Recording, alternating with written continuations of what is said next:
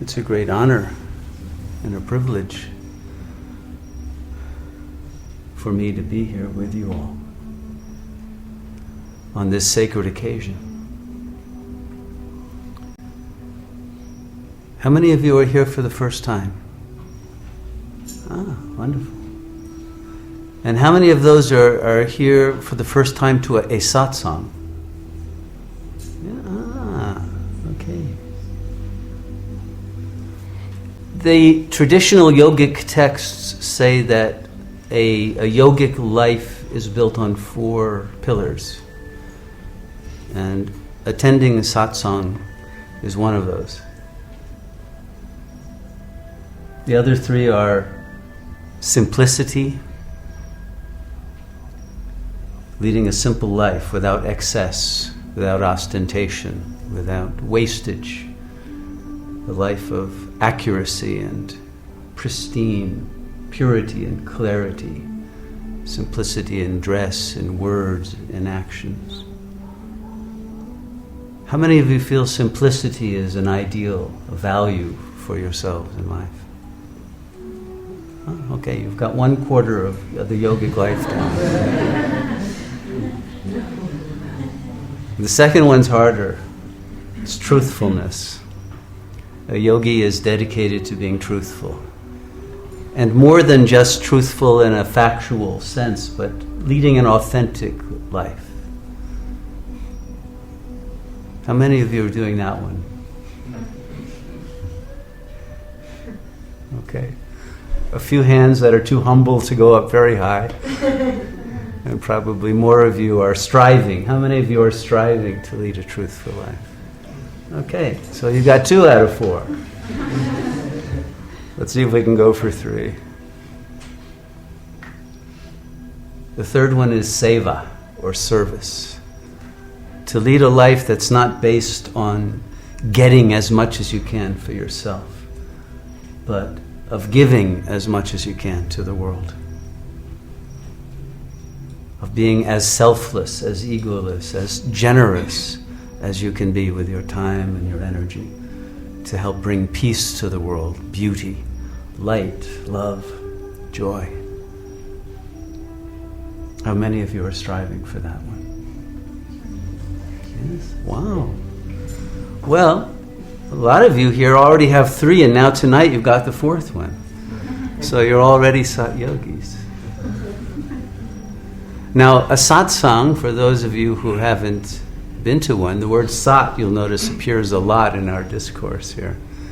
Sat refers to the Supreme Beingness, the truth of what we are, when we take away all of the falseness and all of the mediated and artificial aspects of ourselves, when we get down to what is natural and eternal in ourselves. And yoga means yoke, union. When Jesus said, "My yoke is easy," it was a mistranslation. He really said, "My yoga is easy." But I think they had reasons for not putting yoga in the translation. But Jesus was a yogi. The yoga tradition was already ancient throughout that part of the world. And he was a member of the Essene yogis. So yoga has been around since the dawn of history, and yogis are those who are dedicated to achieving union with the Supreme Beingness and embodying that in their lives. And the result of that is inner peace and a sense of oneness with all that is.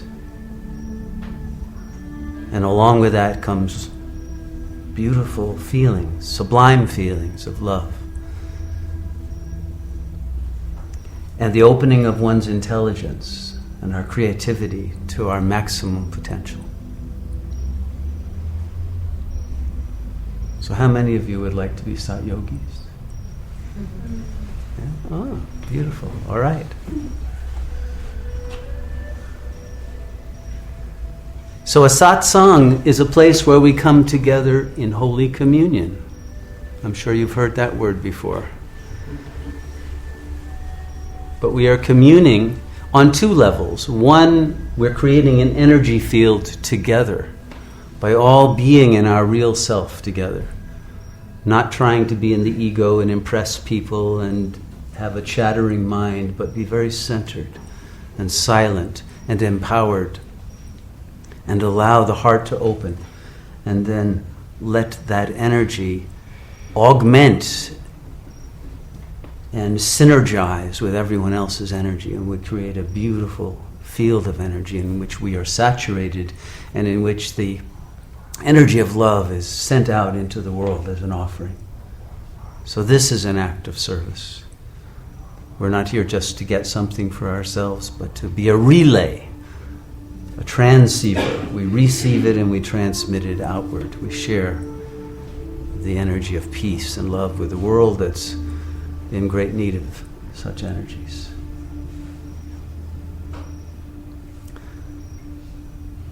And so when we're in satsang together, we are communing from the place of sat, from the place of our real being.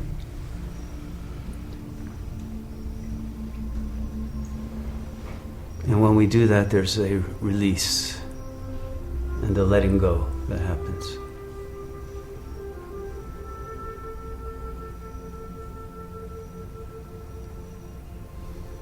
Can you feel that already happening? Allow yourself just to be in your center.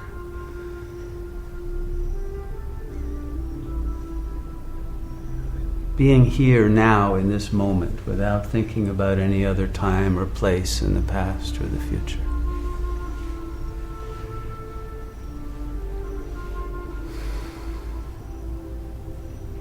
They say there are 7 steps or phases in the process of achieving the fulfillment of a yogic life, which is liberation, complete liberation, not only from the ego, but from this whole wheel of birth and rebirth. And the first is you must have a longing for that. And I assume you all have a longing for liberation and for peace and for divine love, or you wouldn't be here. Is that true? Do you all have a longing for that? Yes. Okay, so the first phase is already complete. And then the second phase, of course, is the practice. You have to do something about that longing.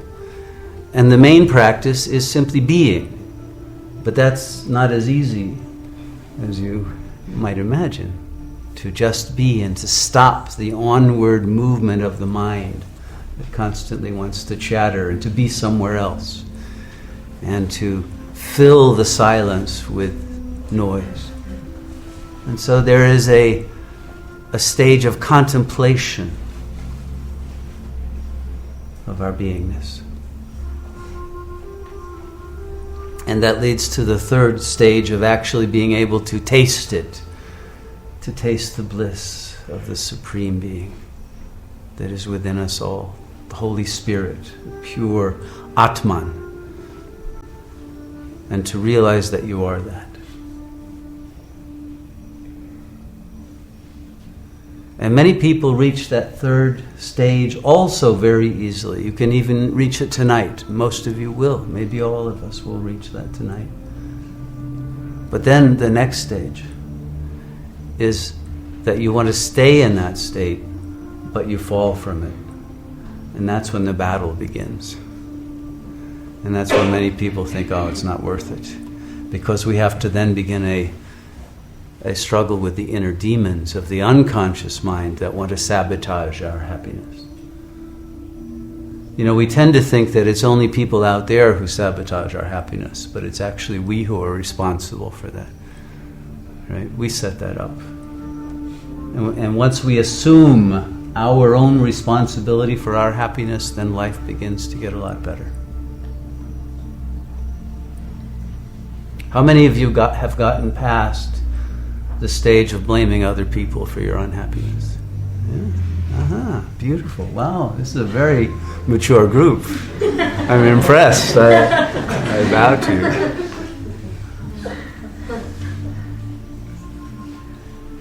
you. You already have the major secret of life under your belt.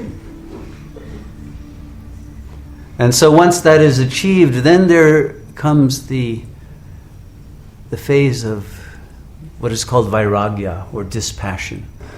The desires and the fears of anything on the external plane no longer interest you, because you realize that what you're looking for and have been looking for in your life is within you. You are that. And you don't need it in the form of any object or person or position or place or anything external that is always going to be temporary and create more anxiety. And so once you know that you are that which you have been seeking, that's when you can go to the next phase and really abide in that place. Stay consistently, every day and every moment of every day, abiding in the center of your heart and not being disturbed by things, refusing to let anything disturb your peace of mind. How many have reached that point where you refuse to let anything disturb your peace? Yes, we have a few, yeah? Okay. How many want to reach that stage? Wonderful, okay. We have serious yogis here. And then in the final phase, not only do you abide in that, but you melt into it. The ego dissolves once and for all into the vastness, the emptiness that is fullness. You know, it's interesting, the Buddhists call it emptiness, and the Hindus call it fullness. And sometimes they argue with each other, but they don't realize often that it's the same. Carl Jung called it the pleroma, which also is another fancy word for the fullness.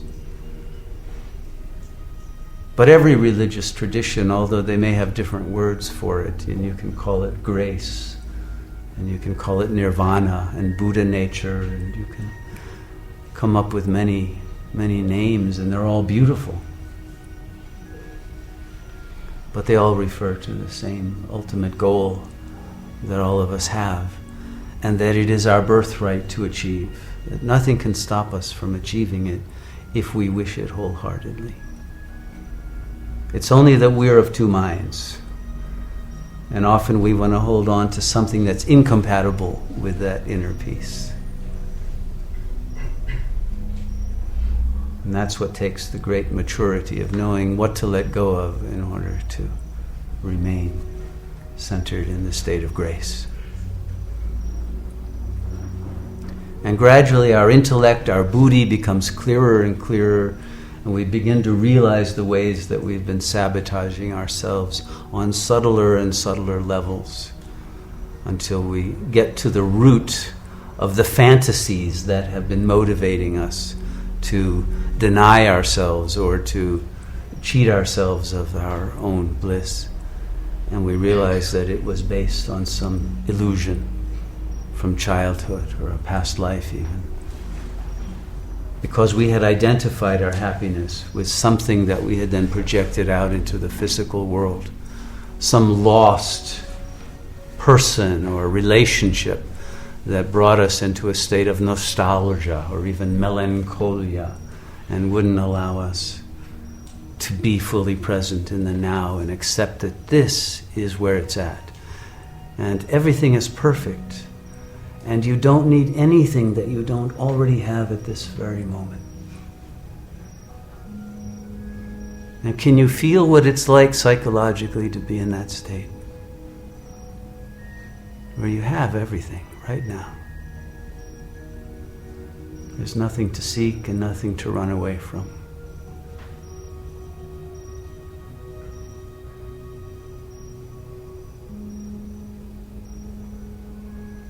Then you're truly in satsang.